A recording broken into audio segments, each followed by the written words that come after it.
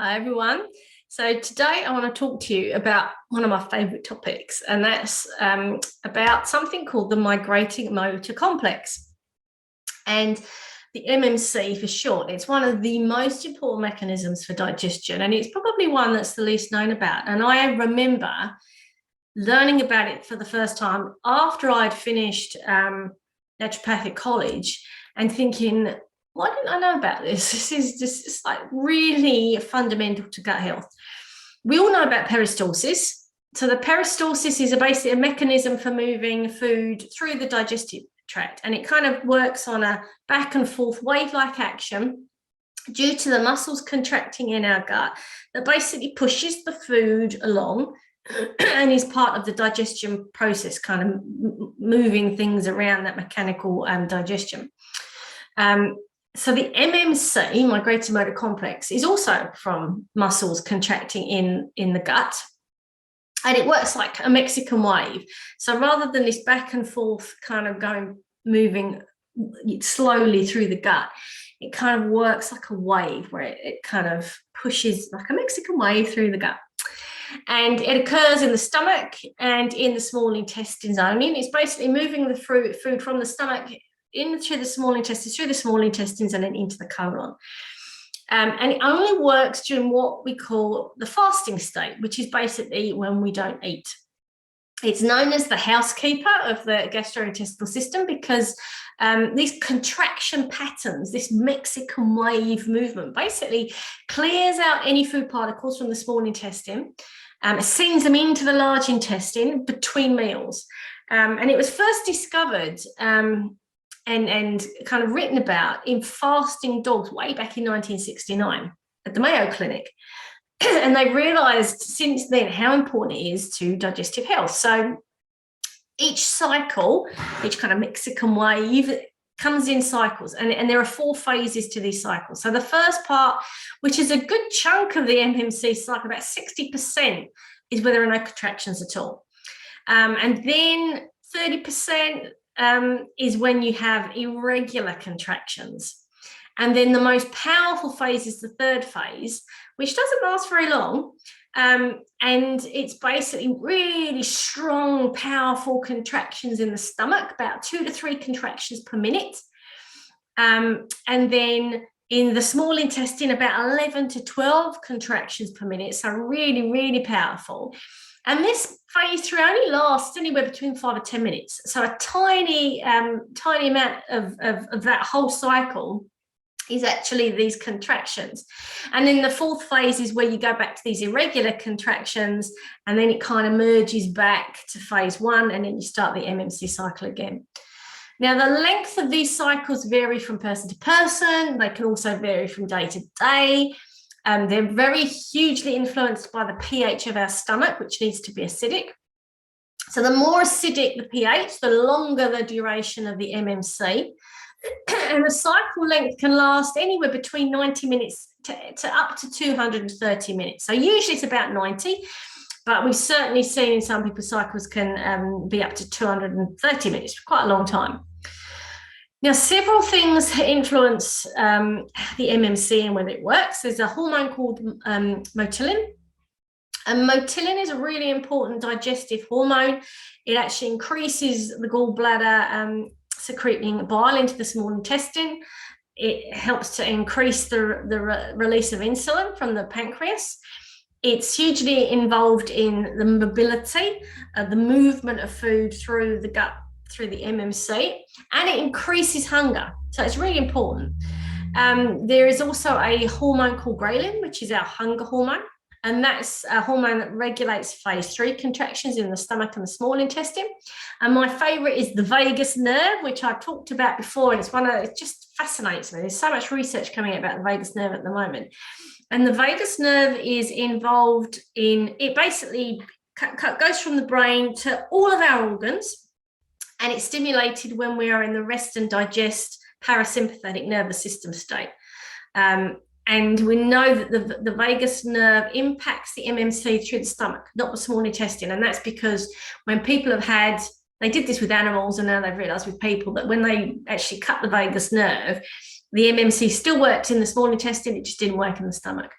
So the vagus nerve is really important. We have to be rested and relaxed in order for the vagus nerve to be stimulated so that we can digest our food properly. And so we now know that it is involved in the MMC. So why is the MMC so important? Well, number one thing is that we know that when the MMC functions properly, it actually can prevent small intestinal bacterial overgrowth. Because the movement, the Mexican way movement, isn't just important for moving secretions of enzymes and whatever else, mucus. It's also moving undigested food through the small intestine, but it also does the same for bacteria, because if the food stays in the small intestine and you've got bacteria there, the bacteria start to ferment the food, you end up with gas and pain. So the MMC is really important for moving that food through so it doesn't stay in the gut, so it can't be fermented, and also to move that bacteria through as well. So sometimes we have, it was thought that a lot of the SIBO bacteria comes from the colon. There is now thought that a lot of the bacteria probably comes from our mouth and our oral health, or not very healthy oral bacteria, that passes through into our gut, and then it kind of sets up residence. So the MMC is really important for moving that through so we eventually poo it out. So we know that when the MMC doesn't function properly, or in some cases might even just not be working at all, that the risk of SIBO is hugely increased. When you get shorter intervals between the MMC cycles, that's actually been associated with irritable bowel syndrome. And when there are longer intervals between the MMC cycles, that's been associated with dyspepsia and reflux. Poorly functioning MMC is linked to chronic constipation, which we can see with irritable bowel syndrome. So we know that supporting the function of the MMC will decrease the risk of SIBO, improve the symptoms of IBS, such as bloating, constipation, and gas as well. So the MMC is really, really important, and there's quite a bit of more research coming out about it now, about how important it is. So what things can you do to help support the MMC? Well, number one is to keep your stomach acidic. It's meant to be acidic. So be careful with antacids and medications like Losec and omeprazole, which lower stomach acid substantially and can actually exacerbate your gut symptoms rather than fix them. So it depends on the reason why you were put on antacids. Sometimes if people have a bit of reflux or bloating, they're put on those antacids or Losec, omeprazole, and without actually really knowing what the problem is. And sometimes it might be that you actually got low stomach acid in the first place, and that all you've done is now make it worse. So be really careful. If you're on that medication, it might be worth talking to your GP. Don't come off it without talking to your GP. But if you're not on that, then really what we want to do is improve our stomach acid, make sure that it is acidic, because if you don't have an acidic stomach, it will affect the MMC, and it will actually affect a whole bunch of other functions later on in the gut too.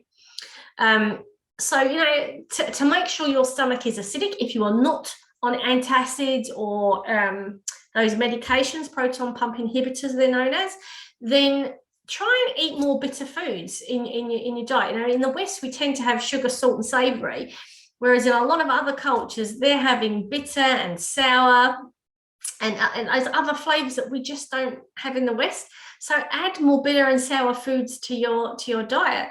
Bitter and sour foods work because our body thinks they're poisonous. So because we think it's poisonous, our body starts to produce more stomach acid to kill off whatever it is that's poisonous.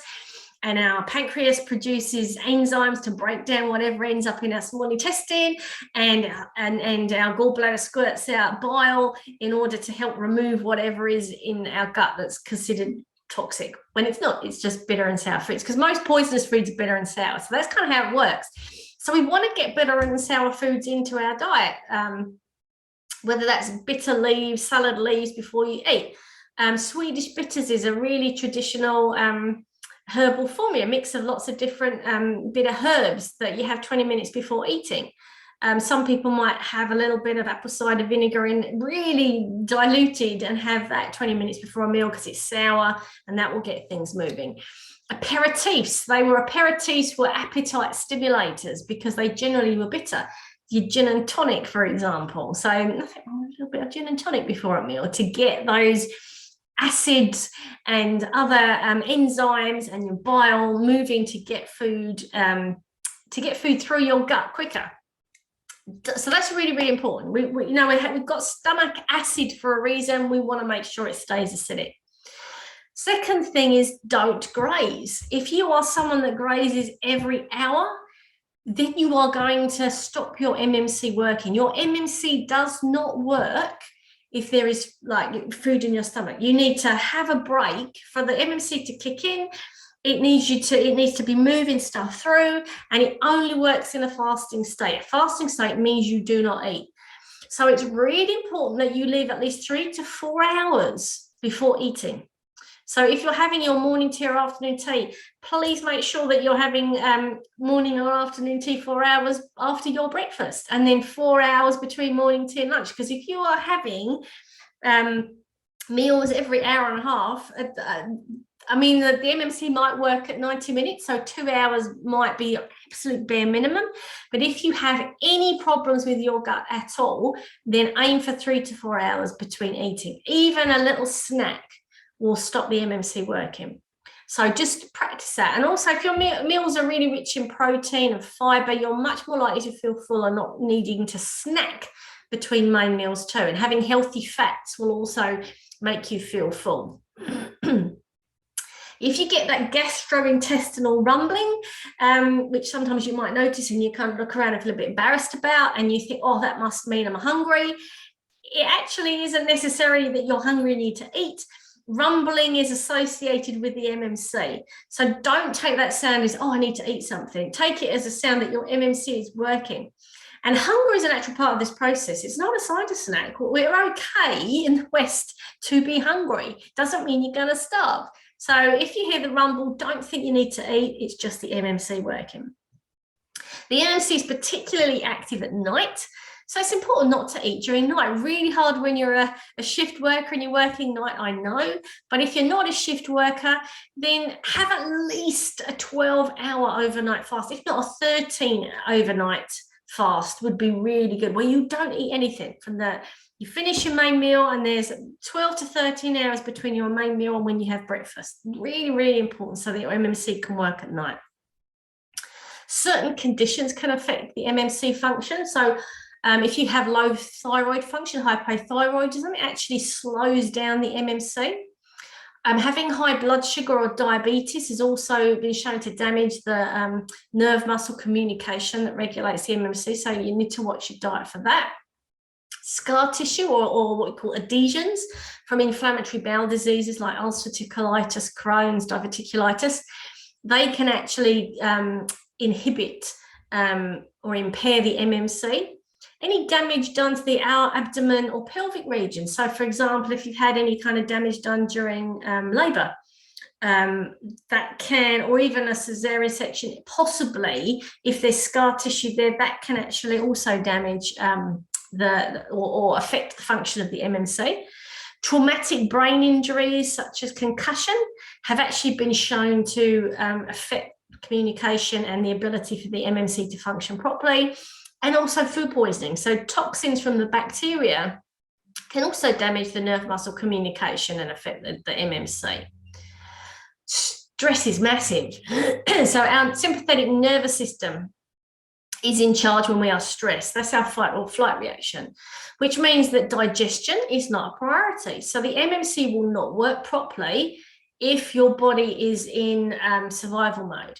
You have to be in a relaxed state so that the parasympathetic nervous system, the rest and digest nervous system can actually be stimulated and be the dominant part of the nervous system. That's when the vagus nerve is actually stimulated, and that will allow the MMC to function properly.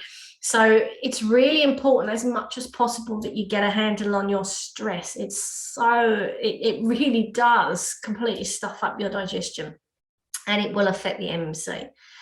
There's a chicken and egg situation in regards to SIBO. If you have SIBO, then that in itself can affect the function of the MMC, and the dysfunction of the MMC can increase or cause SIBO.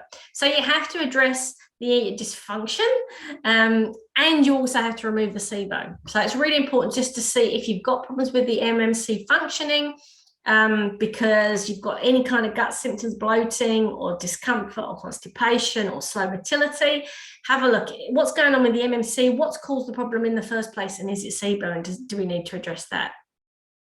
There's also been some research to show that a high fat diet, unhealthy, high saturated fat diet, can actually affect the MMC and stop it from functioning properly, actually slows it down.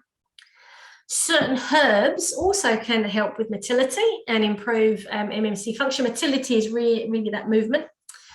So ginger is really interesting research on ginger. It's been shown to help with the stomach emptying its goods into the small intestine and encouraging that movement from the stomach in particular. So a good ginger tea, or ginger, I think Kiwi Herb do a really cool ginger and kawa tonic that can be really good.